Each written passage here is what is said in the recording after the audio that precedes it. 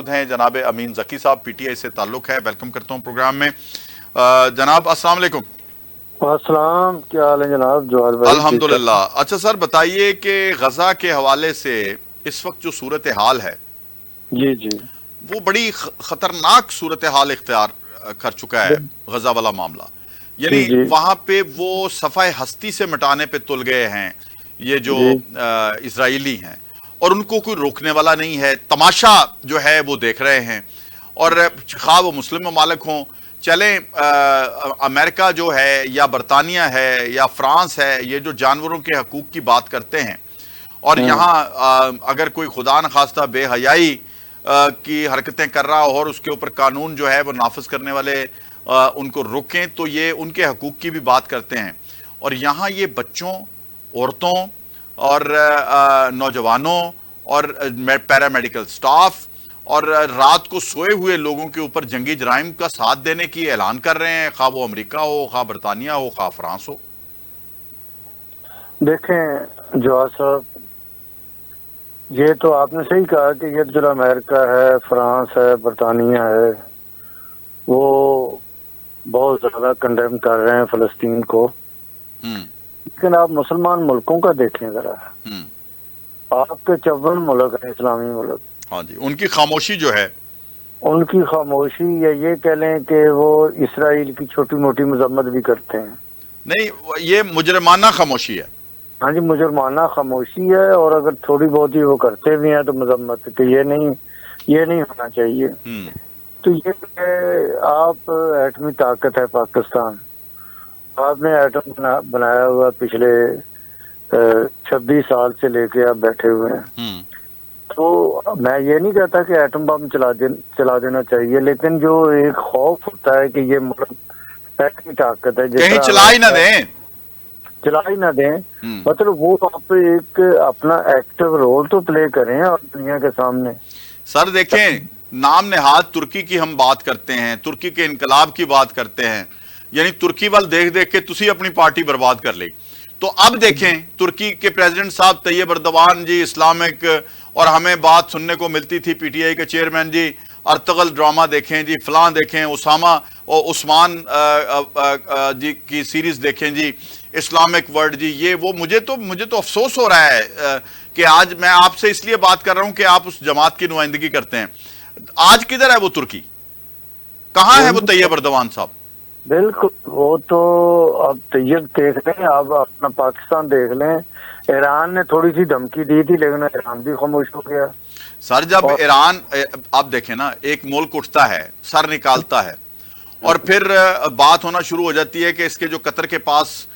کروڑوں ڈالر پڑے ہوئے ہیں، اربوں ڈالر، اس کو پھر دوبارہ سیز کر دیا جائے،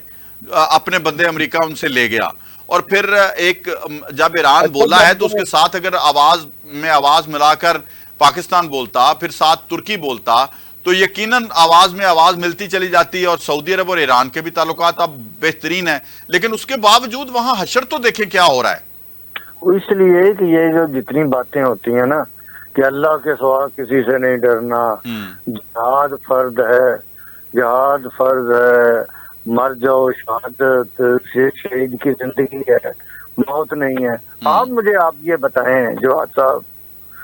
کہ یہ جو باتیں کی جاتی ہیں اس پہ آج عمل کرنے کا وقت آیا ہے، تو کون سا ملک اور کون سی جماعت، مذہبی جماعت یا تبلیغی جماعتیں، چاہے ایران کی ہوں، نہیں،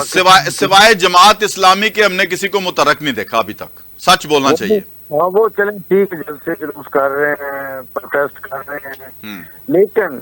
آپ اسرائیل جس طرح بچوں پہ وہاں پہ ظلم و ستم ہو رہا ہے، بچے مر رہے ہیں، وہاں پہ ہسپتالوں میں آکسیجن ختم ہو گئی ہے، مطلب بچوں کے وہاں پہ جو آکسیجن لگائی جاتی ہے اس میں پرابلم آ رہے ہیں، اور بمبارمنٹ ہو رہی ہے، اور لوگوں کو وہاں پناہ دینے والا کوئی نہیں ہے، وہ کہاں جائے؟ ساری یہ میڈیکل ایڈ والے لوگوں کو جو ہے 65 تو ڈاکٹر مار دیے انہوں نے ان دنوں میں۔ تو یہ بہت بڑا ایک مسلمانوں کا نظر آیا ہے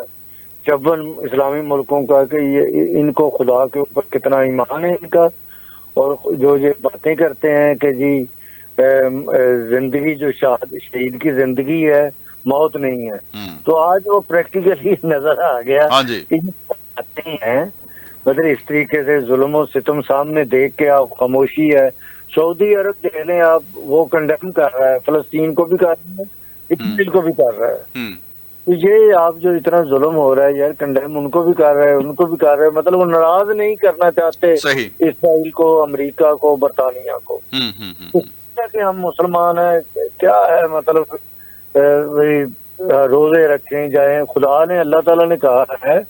کہ میں اپنی عبادت تو ہے جو میرے حقوق اللہ جو ہیں وہ تو میں معاف کر سکتا ہوں، لیکن حقوق العباد تو میں معاف نہیں کروں گا۔ ٹھیک بات، حقوق العباد کے اوپر کتنا ضرب لگا رہے ہیں، کتنی دنیا دیکھ، مطلب میں یہ بھی بتاؤں گا امریکہ کے اندر بھی مظاہرے ہوئے ہیں جو امریکی ہیں، انہوں نے کیے ہیں، لیکن حکومت خلاف ہے۔ اس طرح برطانیہ کے اندر بھی ہوئے ہیں، فرانس میں بھی ہوئے ہیں، چھوٹے چھوٹے گروپس نے کیے ہیں جو ہیومن رائٹس کے ہیں، ہیومن رائٹس والوں نے کچھ نہ کچھ کیا ہے۔ لیکن مسلمان تو ہر جگہ پہ، وہ آپ جیسا آپ ترکی کی بات کر رہے ہیں، سعودی عرب دیکھ لیں، عراق دیکھ لیں، ایران نے تھوڑی سی بات کی چپ کر گئے، پاکستان تو بالکل ہی مذمت کے علاوہ کوئی بات ہی نہیں کرتا، بلکہ مذمت بھی نہیں کرتا، وہ ایک حل دیتا ہے کہ 2 ریاستی حل ہے بس۔ یہ وہ مطلب یہ تو ایک، جب سے یہ اسرائیل نے وہاں پہ اپنا وجود بنایا ہے، میں یہ سمجھتا ہوں کہ اگر 2 ریاستیں یہ بنا دی جائیں، یہ بات صحیح ہے۔ یہ جو آئیڈیالوجی ہے یہ ہمیں ضد نہیں کرنی چاہیے، بنا دینی چاہیے کہ اسرائیل کو مطلب